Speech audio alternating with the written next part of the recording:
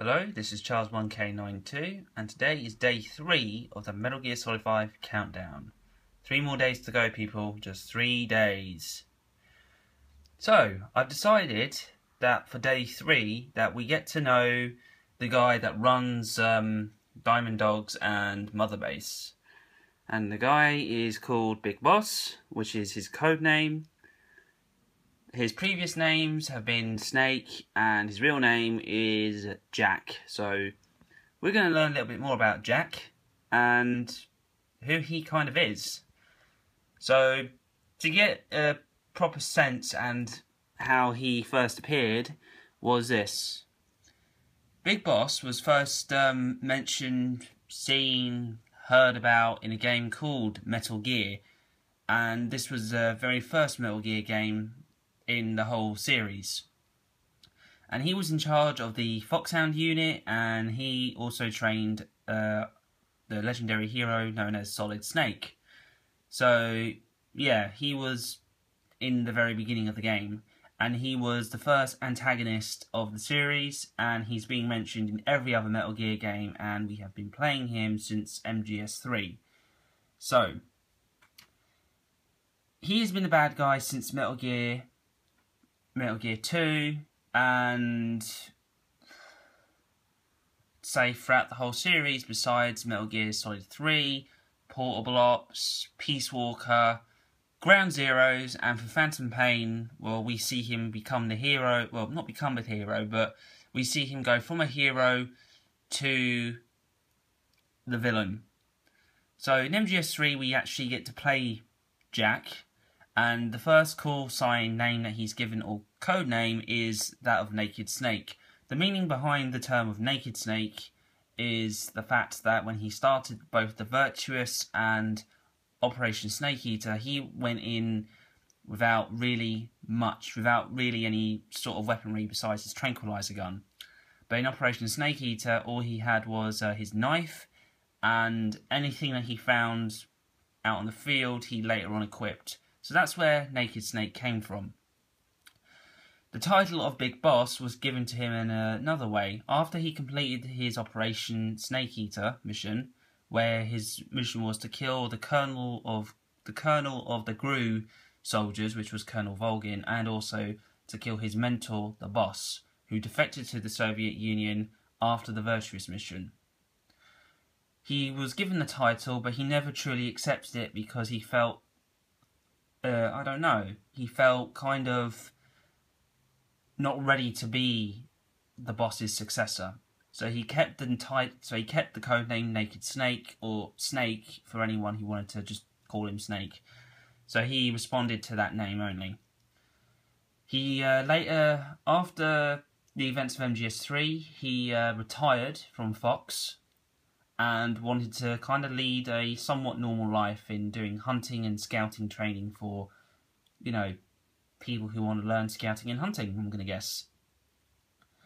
He then was captured by his former unit Fox because they went rogue, and they wanted to ask him, well, not ask, but kind of like through torture, demanding where the rest of the Philosopher's Legacy is.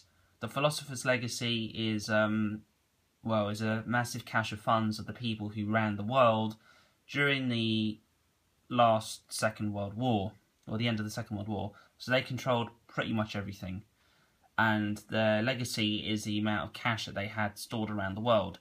Big Boss got this, found out where this was because of Colonel Volgin had a not memory card, but like a microfilm of the location of where the legacy is, or at least a portion of it.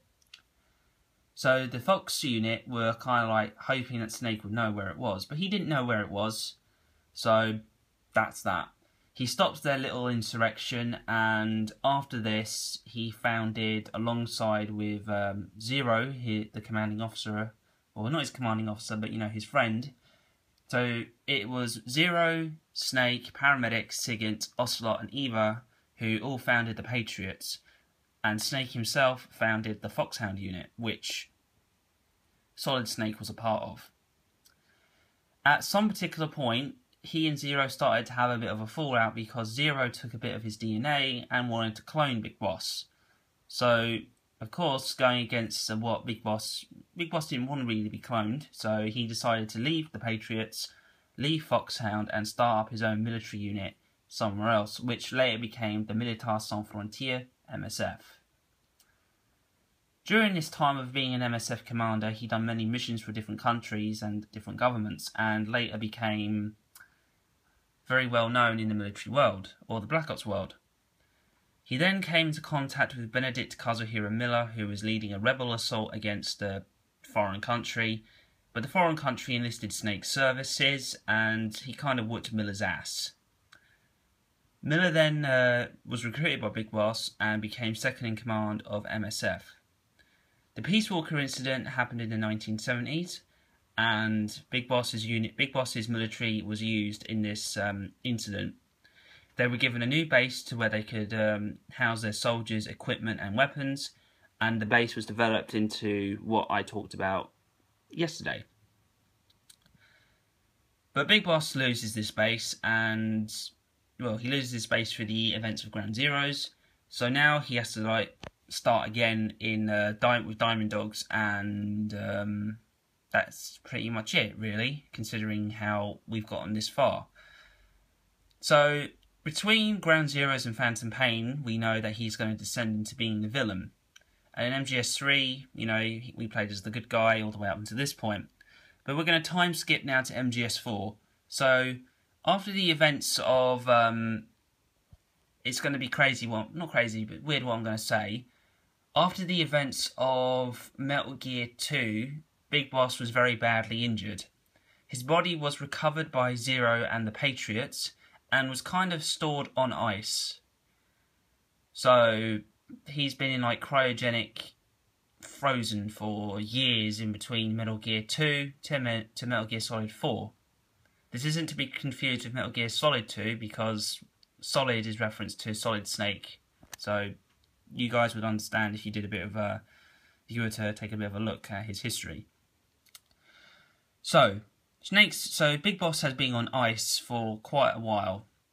Now, after the destruction of JD, which was the Patriots' AI in Metal Gear Solid 4, and after all the other AIs were destroyed, Big Boss finally woke up. So he was back to his normal self, and he was healed, and he then began to track down Zero, his former commander. Doing so, he found him, he killed his former commander, and he later on died of the Foxdie virus that Solid Snake still had inside him. So the Patriots kind of completed their mission in wanting to kill Big Boss again, and finally for the last time. So he died in the graveyard.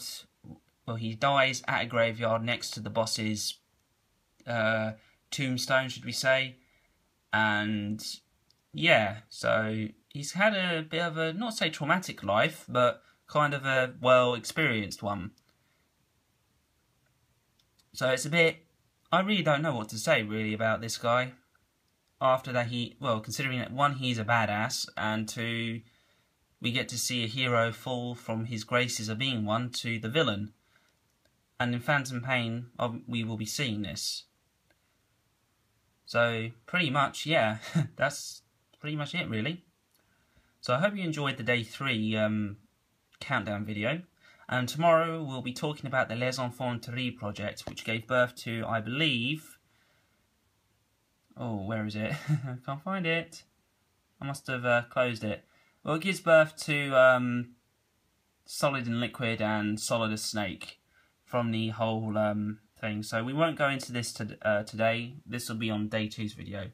So see you guys tomorrow.